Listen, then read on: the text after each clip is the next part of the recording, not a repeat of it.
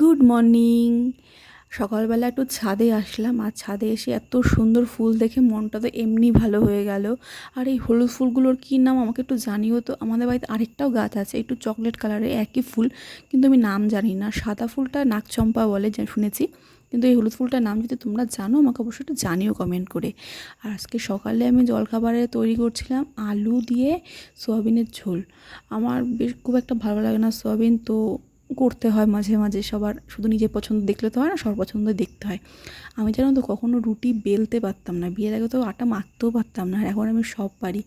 খুব একটা ভালো গোল হয় না, তবে হয়ে যায় গোল। বৃহস্পতিবার আর রবিবার হলে রোজ এক নাটক শুরু হয়। সকালবেলায় কারেন্ট চলে যায়, ঠিক 8টার সময় কারেন্ট যায়, আর আসার তো কোনো ঠিক নেই, কিন্তু কারেন্ট যাবে ঠিক 8টার সময়। আর এত গরম যে কোনো কাজ বাজ করা যায় না কারেন্ট না আসা পর্যন্ত। আজকে দুপুরে রান্না হয়েছিল সর্ষে ইলিশ। আমি সর্ষে ইলিশটা খেতে খুব ভালোবাসি, সর্ষেতে যে কোনো মাছই আমি খেতে খুব ভালোবাসি। তারপর একটু ঘরটা মুছে নিলাম, ঘর মুছে নিয়ে আজকে যেহেতু বৃহস্পতিবার, পুজোটা আমার শ্বশুরমশাই দেন, আমি জাস্ট পাঁচালিটা গিয়ে পড়ি। ভিডিও দেখে চলে গেলে হবে না, একটা লাইক করো, কমেন্ট করো। তো চলো টাটা, দেখাবে নেক্সট কোনো ভিডিওতে।